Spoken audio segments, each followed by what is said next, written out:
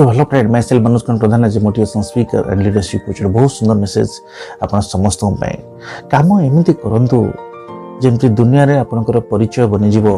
एवं पाद एमिति चलंतु जेमिति आपनकर पाद चिन्ह ही रहि जिवो एवं गोटे जिंस कहया ପାଇଁ चाहिबी जीवन रे एमिति बंचन मध्य तो स्पेशली आपनकर बंचिबा समाज पे बा सारा सोसाइटी पे गोटे मसाल है कि बनि जिवो। तो डियर फ्रेंड्स, तो डेफिनेटली आदि गोटे पॉजिटिव मेसेज आप समस्त को हाईलाइट करुच्ची वाइब्रेंट करुच्ची जे एक्चुअली आम कर्म करवा को टाइप कर्म करवा निहाती आवश्यक। जब आम भल कर्म करुचे डेफिनेटली से कर्म समाज पे गोटे मसाल हो रही एवं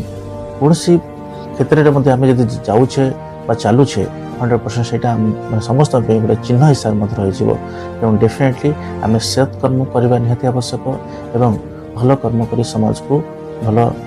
वार्ता दवा निहाती आवश्यक।